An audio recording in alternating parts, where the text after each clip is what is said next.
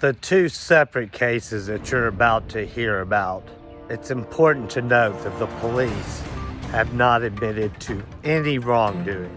There's been zero accountability. This is unbelievable.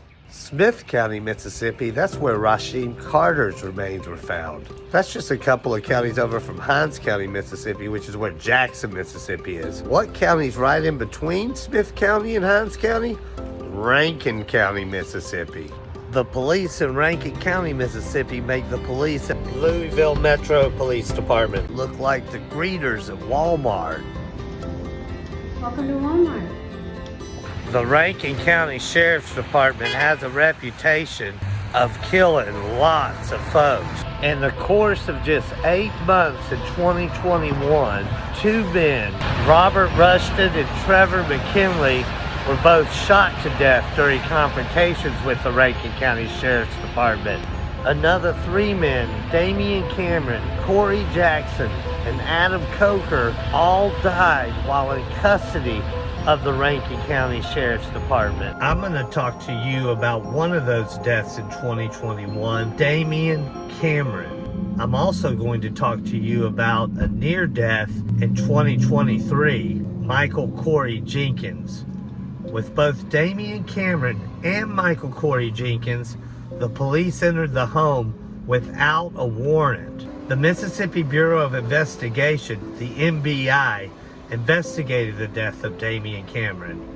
They said that he collapsed when the police were chasing him.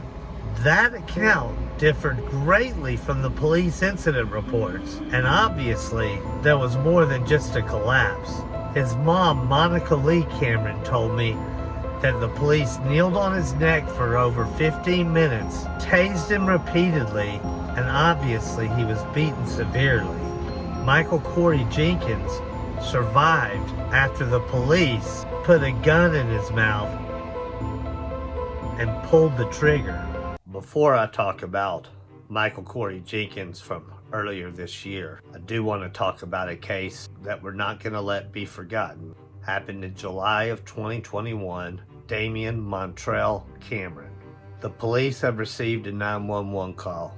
Gosh, you guys, especially in Mississippi, when you call 911 on a black man, on a black child, when you call 911 on a white man, a white child, it's not going to end well most of the time.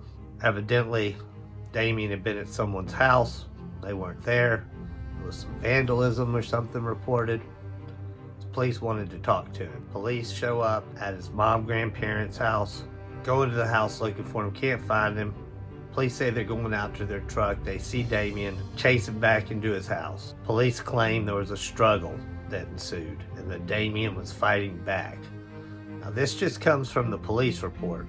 You see, you've got to understand, the Mississippi Bureau of Investigation, MBI, which I mentioned earlier, they investigate all these cases of excessive force, of police brutality, of deaths, in custody deaths, jailhouse deaths, shootings, and they're the cover for all these police departments.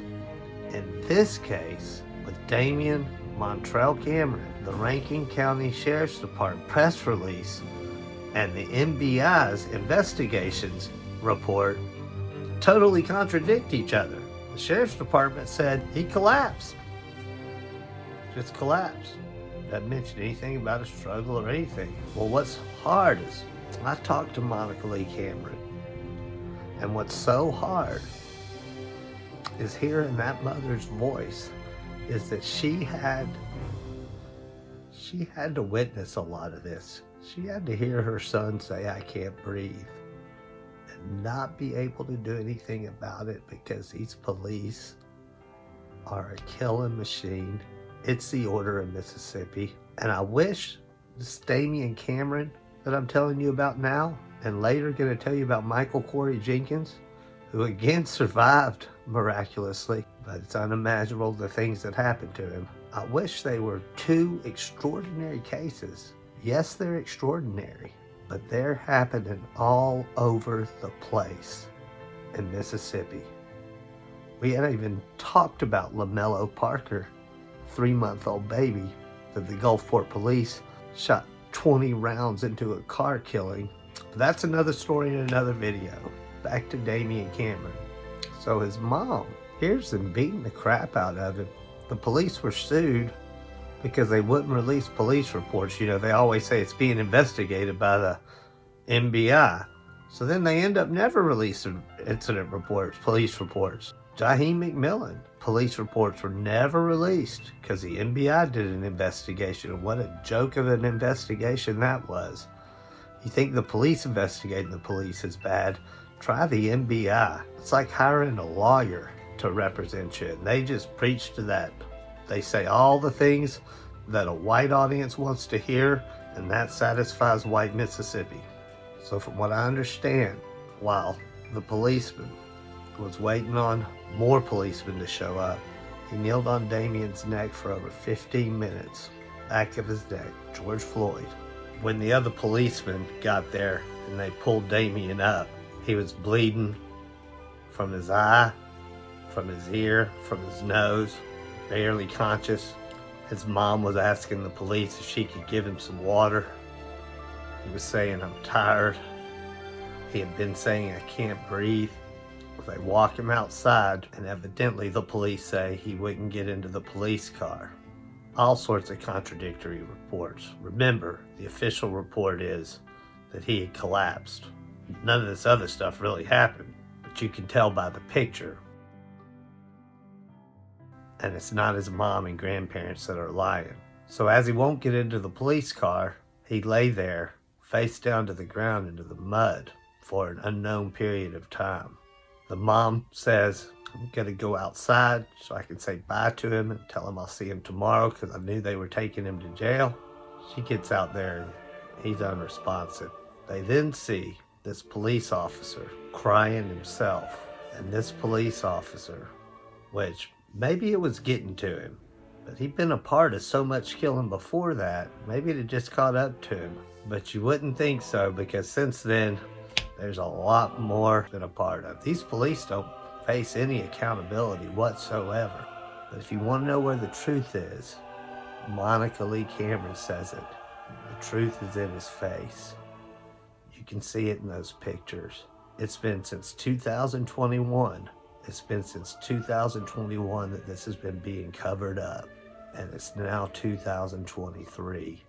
It's been being covered up a long time. Next door in Smith County is where Taylorsville, Mississippi is. The recent press coverage of Rasheem Carter. The press coverage down in Harrison County of Jaheim McMillan. Miss Monica Lee Cameron's hoping to get some coverage on the death of her son, the murder of her son. Here's how they do it in Mississippi. She got a bill from Attorney General Lynn Fitch for them handling Damien's body. Called him awful names to her. So they'll kill your son and make you pay for it. She's got a GoFundMe. I'm going to link it here in the description of this video. These are good people. Good people. So there's fights for justice ongoing for Damien Cameron. Like Ronald Greene Jr., like Tyree Nichols, Damien Cameron was beat to death. And then it was covered up. And in Mississippi, it's just kind of the way it is. Well, we got to put a stop to stuff like this. This is horrendous. These are lynchings going on, one after another, which leads me to the case of Michael Jenkins. Happened at the beginning of this year. Police, I believe it's the same officer, was involved. No warrant, like they went into Damien Cameron's house with no warrant, bust into the house, beating the shit out of Eddie Parker and Michael Jenkins. The police say it was about some drugs or something like that. I understand there were complaints. Oh, as far as body cam or dash cam or any of that for either of these cases, FBI investigation. They get to control what you see and what you don't see. If you'll remember in the front of this video, I said that Michael Jenkins shot him, put a gun in his mouth, and pulled the trigger. So that's kind of how awful things were going on. The police tried to kill him. While him living is a way for his story to corroborate with Eddie Parker's story.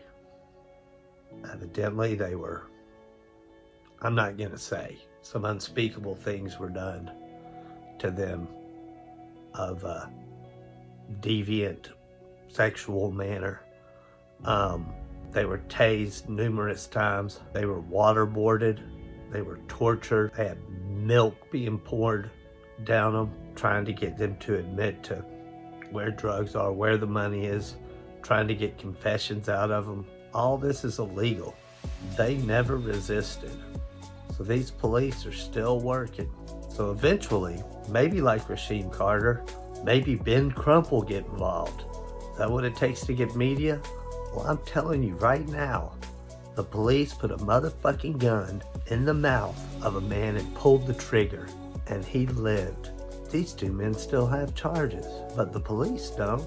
Needless to say, the cover-up of a string of deaths. Damien Cameron was in the middle of a bunch of them. A couple of white men are involved too.